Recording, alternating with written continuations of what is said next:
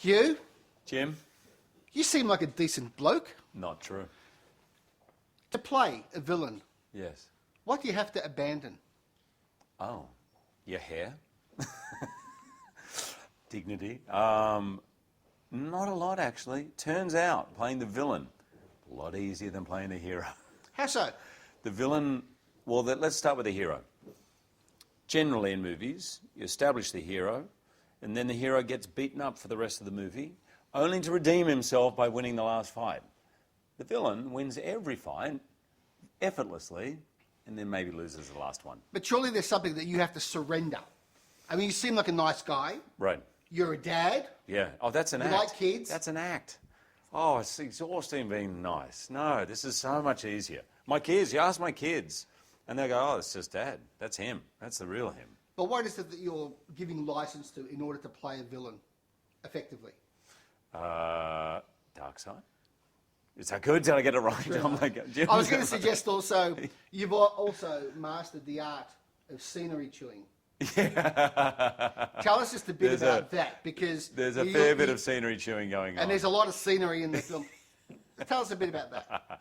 There's certainly playing to the back rows on this, because my character, his entrance, for example, is to thousands of kids singing Nirvana's Teen Spirit.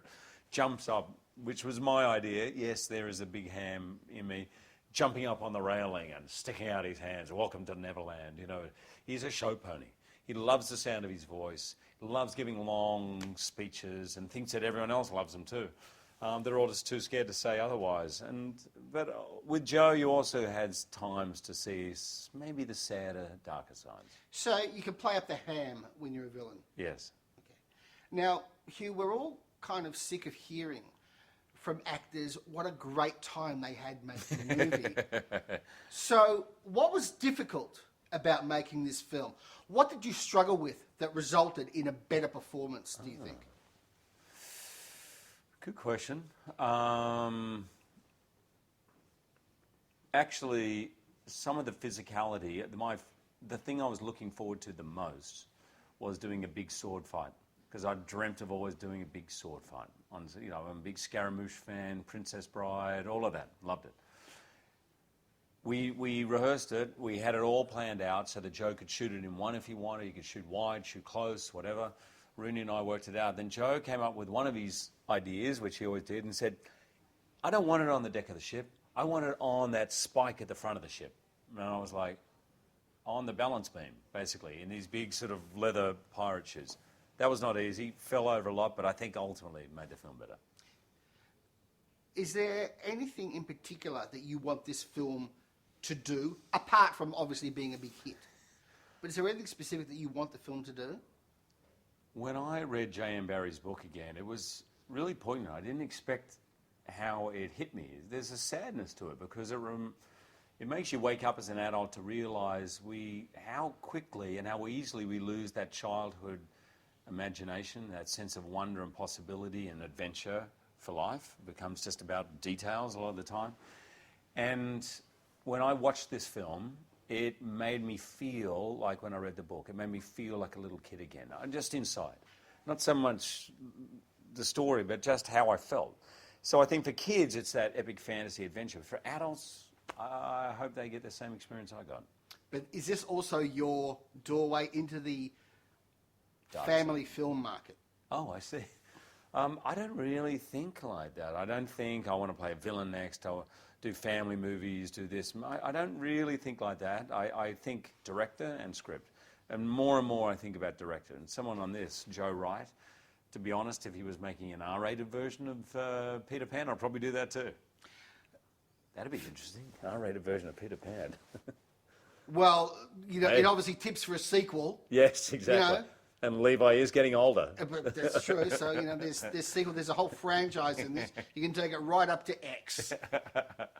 Now, Hugh, the interesting thing about some of the big films that you make is that they serve as a metaphor for life, in that they are, correct me if I'm wrong, but a mixture of hard work and good luck. Yeah. As you progress through life, how are you finding the balance between the importance of hard work versus good luck in life?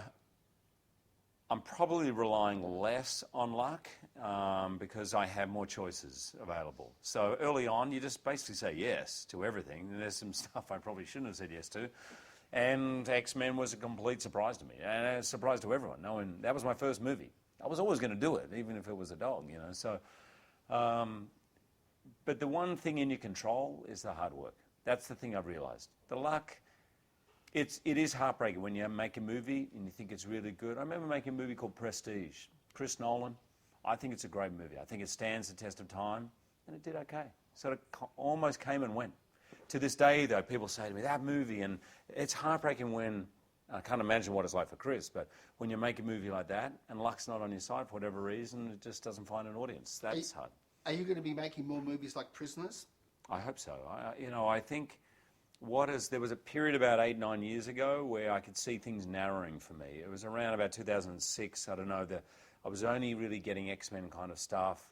And then all of a sudden, Darren Aronofsky and a number of things started to happen. But since Les Mis and with Prisoners, I think there is, amongst the people who make or greenlight movies, just an understanding that maybe I could get people to come and see a movie that doesn't have someone with claws in it.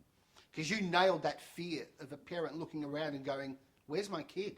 Mate, that fear is easy to imagine. There's not a parent on this planet who can't go to that fear in about 0.5 of a second. We now need to accomplish something very important. Right, Jim. We need to make illegal downloading uncool. Yeah.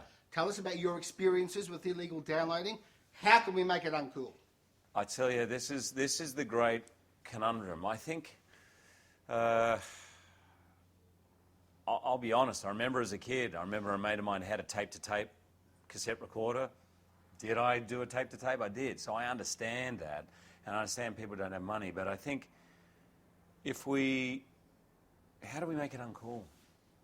That's a good, what do you think, Jim? I don't know. Listen, I never thought the world would be able to make smoking uncool, but to my kids, it's about the stupidest, most uncool thing on the planet. And that is because you realise ultimately there's a sense of realising it doesn't help anyone, and it's the same with piracy. If that grows in momentum, the movies ultimately are going to be worse. The next generation of filmmakers, the young filmmakers today, who are going out and risking everything to make their low-budget little passion project, they seem to be the ones who get hurt most by illegal downloading. So perhaps that's one thing. I would love nothing more than to find a way where we could sort of get rid of it. And I don't know how it happens, but I think you've got to accept that a lot of people are doing it. And then we've got to kind of, as you said, make it uncool and then find a ways for it to be economically viable.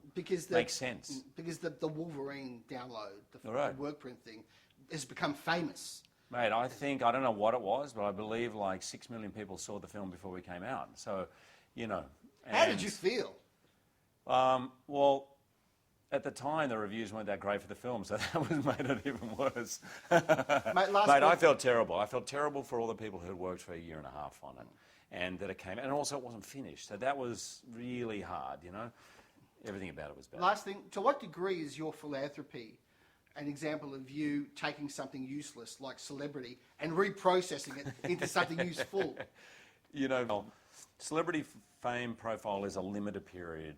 I don't care if it's 20 years or 15 minutes, whatever it is. So how you use it is important. And I want my kids to, when they're older, say, oh, that's what my dad did with that little period now that he's not famous.